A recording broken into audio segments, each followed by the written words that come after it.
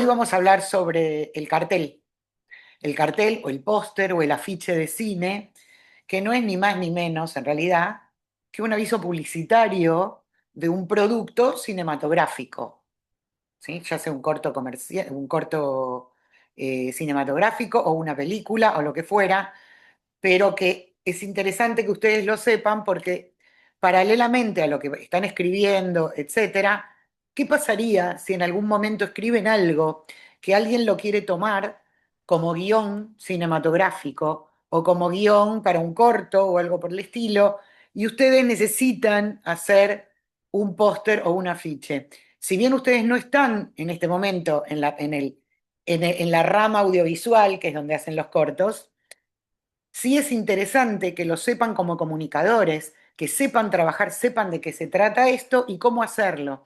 Y de alguna manera lo vamos a hacer para vender nuestra crónica, para atraer al lector, cuando alguien pasa las páginas de la revista, para atraerlo e invitarlo o seducirlo para que lea todo el recorrido literario, digamos, ¿sí?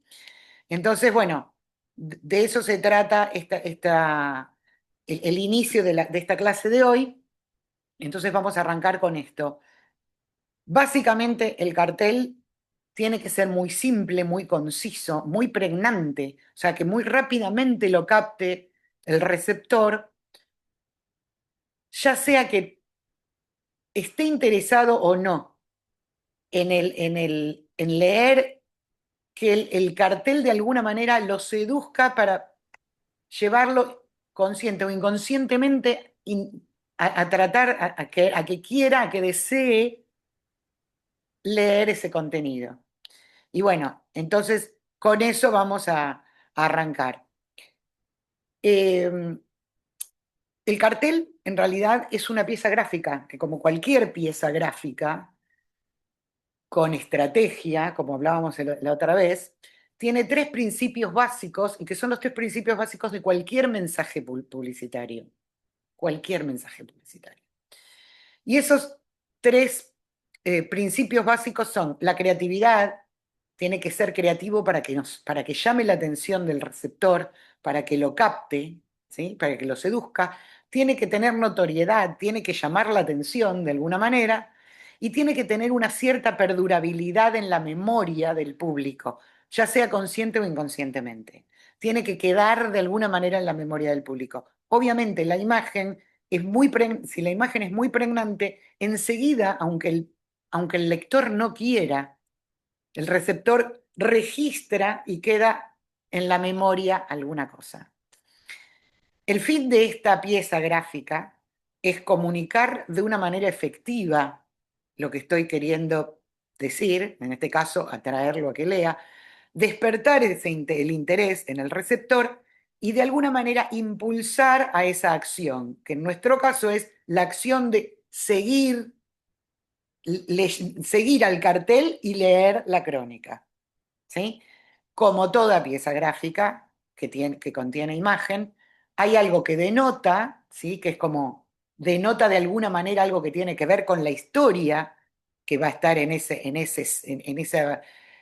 corto o en esa pieza de cine, y connota, tiene que haber algo que tenga que ver con los sentimientos, el interés, lo que va a pasar, lo que puede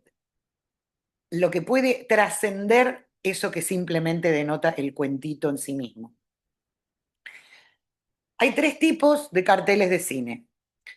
Hay una cosa que se llama teaser y que es un cartel que es como que sale previamente al estreno, que es para despertar esa expectativa, crear un interés previo, avisar que se viene algo que puede interesarte, ¿sí? Es más creativo, es más libre, el diseñador tiene más libertad de, de- de creatividad, de diseño, etcétera. Fíjense que acá hay un teaser del Exorcista que se llama El último Exorcista, que es la parte 2 y con la idea de la protagonista retorcida por la posesión demoníaca, con ese cuerpo doblado mal, dibujaron el número 2, con lo cual crea una expectativa, la cosa de, así como en el primer exorcista a la niña se le giraba la cabeza como si fuera una pelota en un dedo. En este caso está trabajando así como con todo el cuerpo retorcido para crear esa expectativa de lo que puede llegar a ser El último exorcista, la parte 2. Después hay otro tipo de cartel, que es el de reparto, y que es una serie de carteles. No es un solo cartel nunca, es una serie de carteles. Es un sistema visual, se le llama sistema visual cuando hay muchos carteles que se reconocen como parte de un programa visual, ¿sí? De algo que son todos que los reconocemos como que son de la misma familia. ¿Se acuerdan cuando hablábamos de familia con los libros? Bueno, en este caso también, una familia de pósters o de carteles que tienen que ver con en este caso se suelen hacer con cada personaje, ¿sí? Con los distintos protagonistas del film. Y que, por supuesto, para que sean reconocibles como un sistema visual, tienen que estar en base a una plantilla, que después vamos a ver, ¿sí? Pero es una plantilla, es algo donde uno reconoce que siempre el título está en determinado lugar, siempre la frase está en determinado lugar, siempre la imagen está de determinada manera. Como en este caso, donde los personajes siempre están, por ejemplo, o de cuerpo entero o con determinado plano, todos de la misma manera, y lo único que cambia es el personaje. Pero están presentando a los personajes que va a ver en esa película. Y el otro que se le llama definitivo o oficial, aunque oficial son todos, porque todos los paga la productora, todos los aprueba la productora, o sea, oficiales son todos, el teaser, el de reparto y el definitivo, pero el definitivo es el que funciona ya a partir del estreno y es el que vemos en las salas de cine.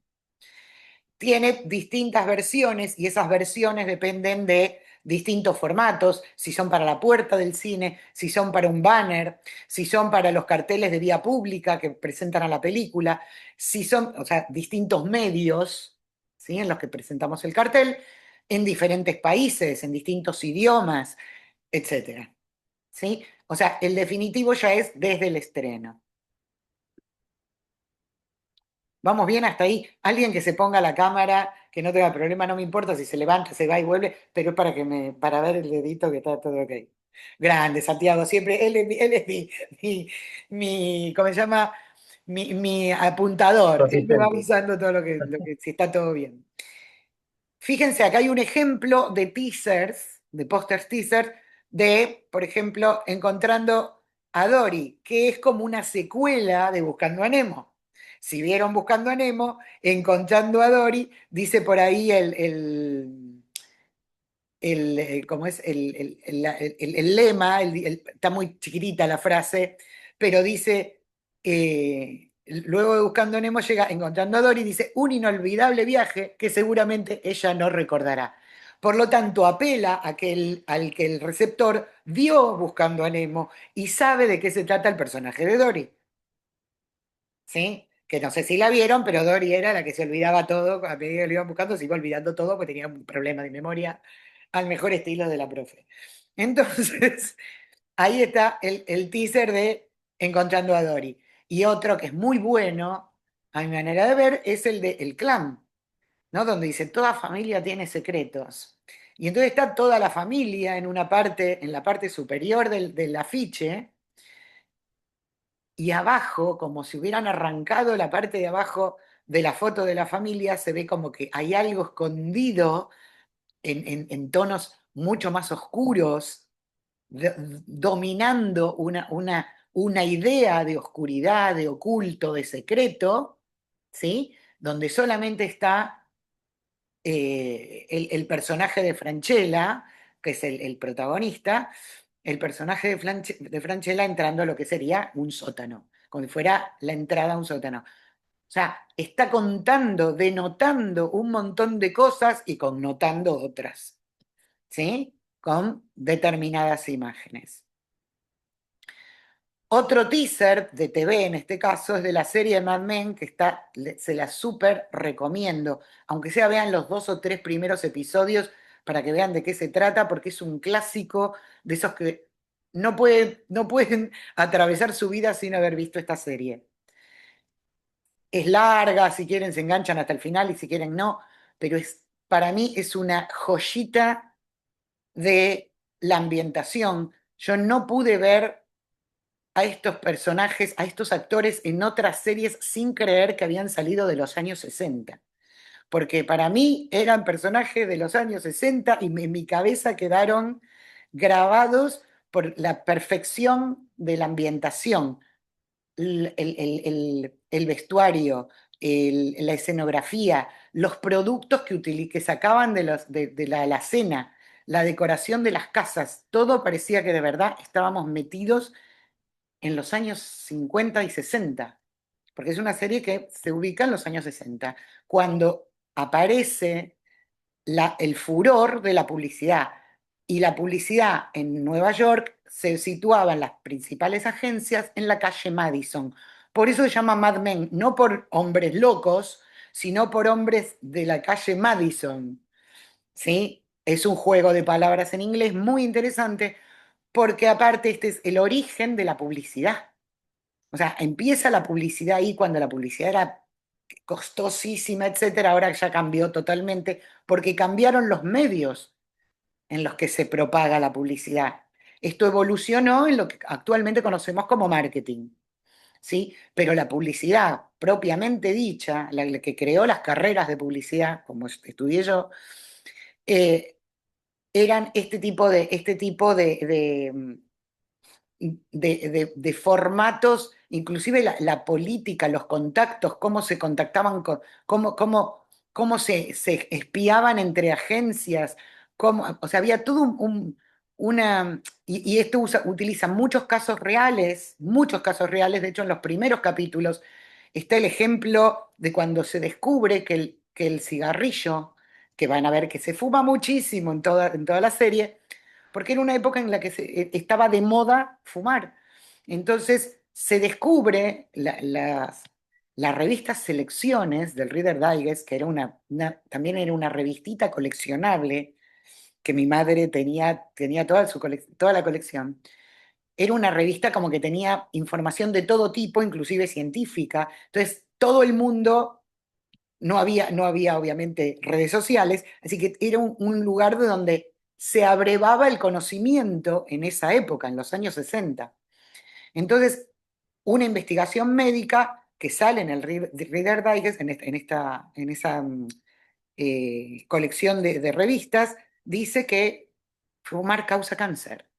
Entonces, todas las publicidades de cigarrillos, que era lo que más se utilizaba en ese momento, empiezan a tener problemas, los dueños, los productores de cigarrillos empiezan a tener inconvenientes y empiezan a hablar con las agencias sobre cómo resolver el tema. O sea, ¿cómo seguimos vendiendo cigarrillos si la gente cree que provoca cáncer? Y es increíble las cosas que resuelve la creatividad publicitaria y lo ponen un caso real, metido, un montón de casos reales, metidos dentro de la serie. Entonces, recomendabilísima. Así que ese era otro teaser. Y miren los carteles de reparto de esa misma serie, donde lo único que hacen es apelar a esos rasgos pertinentes que yo les comentaba la otra vez, esos detalles hacen que se diferencie una cosa de otra, en este caso un personaje de otro. Todos usaban trajes en esa época. O sea, eran todos muy fifí. No eran creativos, delirados, hippies. Eran yuppies, eran otro tipo de personajes. Y esos personajes eran todos con trajes. Y los trajes de distintos personajes se diferenciaban por cómo usaban el pañuelito en el bolsillo de arriba del traje. Entonces, ese rasgo, en vez de poner a cada personaje con la cara de cada personaje, que también lo hicieron en otra serie de teasers, en estos teasers dice, encuentre a Don Draper, al personaje Don Draper, encuéntrese con Roger Sterling, otro personaje de la agencia, encuéntrese con Bert Cooper, el dueño de la agencia, y cada uno tenía puesto el pañuelito de distinta manera. Entonces, esos rasgos diferenciales hacían que así de simple puedan atravesar la idea de la serie de los carteles de reparto. Entonces vayamos a lo que sí nos importa, que es cómo los vamos a componer, porque de alguna manera, si tuviéramos que componer o pedirle a un diseñador, porque a lo mejor a ustedes no les interesa hacer el diseño, pero sí le podemos encargar a un diseñador que componga un afiche o un cartel de cine para nuestra película, que se llamará como nuestra crónica.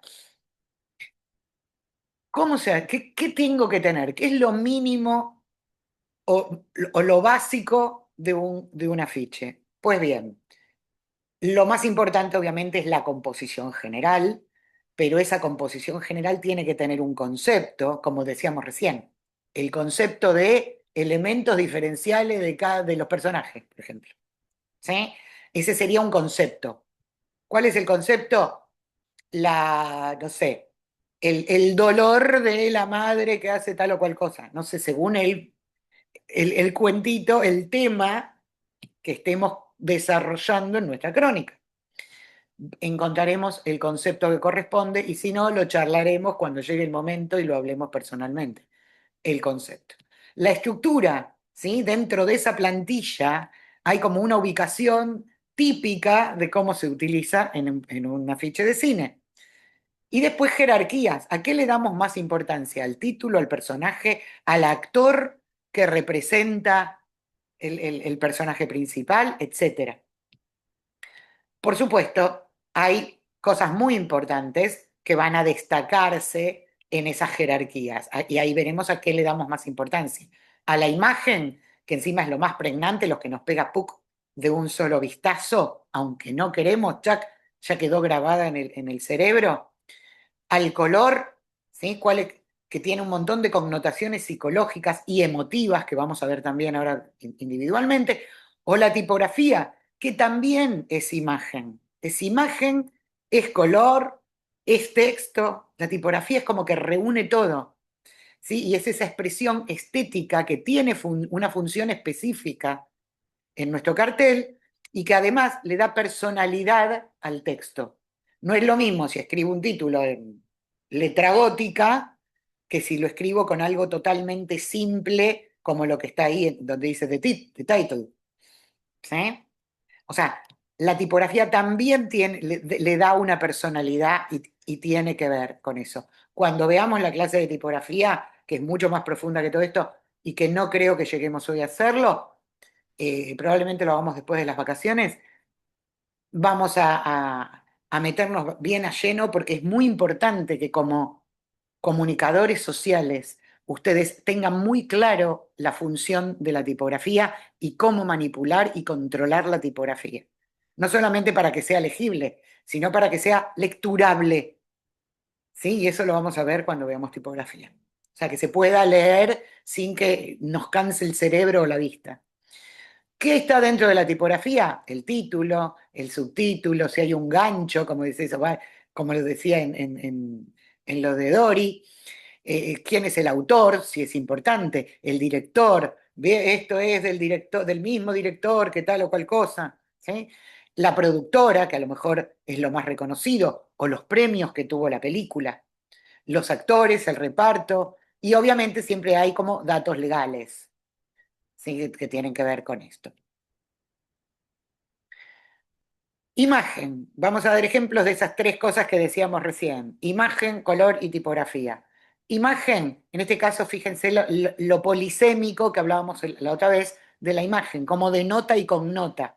¿Sí? En el primer caso dice more than a team, more than a coach, more than a game. Quiere decir, más que un equipo, más que un entrenador, más que un juego, que es como se llama la película.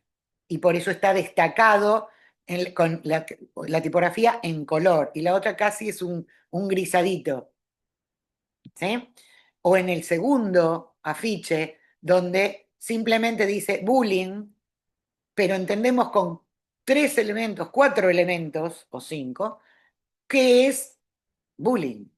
¿Sí? Los anteojos emparchados, el agüita en los anteojos, como que hay un llanto, ¿sí? El círculo rojo como una nariz de payaso, porque lo están burlando, tomándolo como payaso, y la idea de en la escuela, porque hay un pupitre.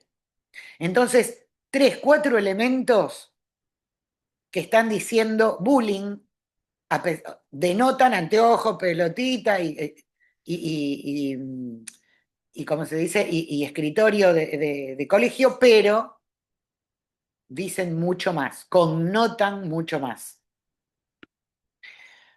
Otros ejemplos de imagen, que de denotación y connotación. En el primero, en De Harry el Sucio, la idea de el contorno de la pistola con el humito, con la cara de Harry el Sucio, el perfil de Harry el Sucio, con los elementos que uno reconoce a Clint Eastwood. ¿Sí? El perfil de Clint Eastwood, simplificado. En el segundo, que es El Origen, o Inception, no sé si la vieron, pero también la recomiendo, porque es muy interesante cómo juega con la fractura de los planos para darnos la idea de que se mete en distintos niveles de la mente, donde la mente la saca de su proceso lógico cerebral. Así que es muy interesante, también recomiendo a la película El Origen o Inception. Pero acá lo que me interesa es que observen cómo juega con la imagen, ¿sí? Para hacerme entrar en seducirme, qué es lo que quiero ver, qué voy a ver con todo eso, con todos esos planos que está la gente parada en cualquier lugar, en el techo, en las paredes, en el piso, ¿sí? Y el tercer elemento que hablábamos antes era el color, ¿sí? El color y las connotaciones psicológicas, que si lo logro, después vamos a ver un pequeño videíto de 14 minutos que si cualquier cosa lo podemos cortar, o lo vemos en 10 minutos se corta, así que no vamos a poder llegar a ver eso, pero cuando terminemos con esta presentación, vamos a meternos en cómo se juega con el color en el cine, ¿sí?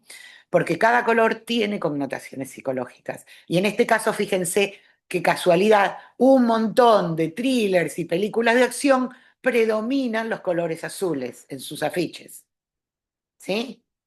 Casi todo lo que tiene que ver con acción, thriller, azul. Lo mismo pasa con el color amarillo, que se usa mucho para películas independientes, pero también mucho en las comedias. ¿Por qué? Porque el color amarillo es como muy vibrante, es muy llamativo, tiene que ver con la tensión, ¿sí?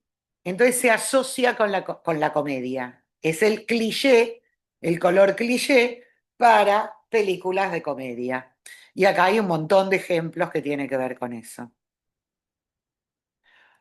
Otro, color rojo, con todo lo que tiene que ver con intensidad, con pasión, ¿sí? Con todo eso, con algo que quiero que me llame mucho la atención. Y fíjense cómo en algunos casos, como en el caso de Dior y yo, que es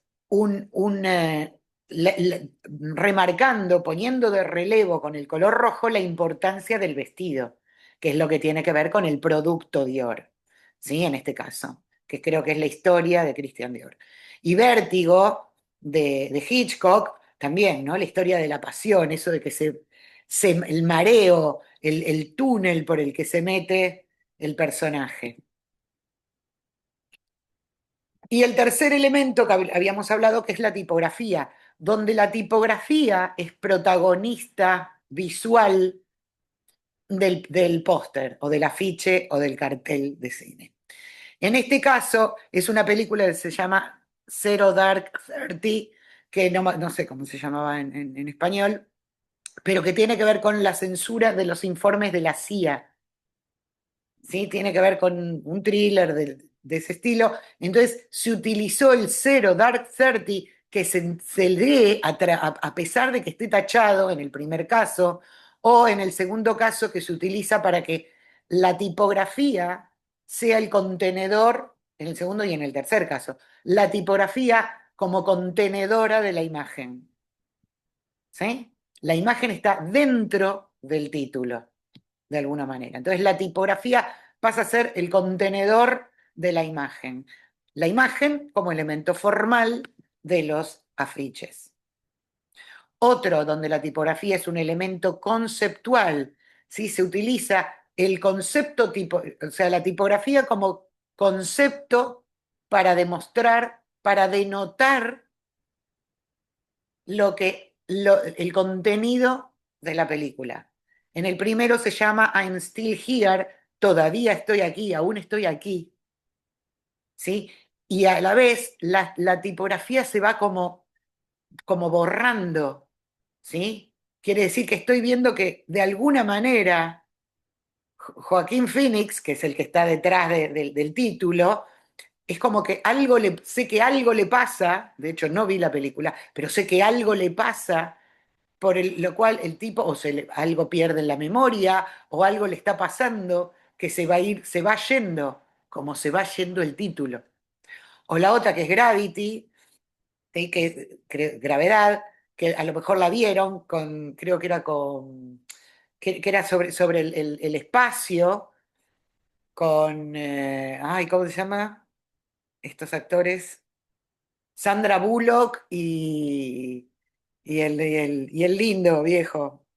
Y el viejo lindo, bueno, no importa, que están en el espacio y tienen un montón de problemas en el espacio y pierden y se salen de la cápsula y pierden y se les corta la manguera y tienen que estás flotando en el medio del espacio y no sabes cómo volver a la nave y qué sé yo. Y esto está representado de alguna manera con el título, donde la mujer que está perdida en el espacio se cayó del título. No hay una foto, no hay nada. Y abajo dice, no dejes que se vaya. O sea, con eso solo hace que se seduzca al receptor para que atraparlo para que vaya a ver la película. Entonces, todo esto que vean con la faja naranja en el costadito, quiere decir que son machetes.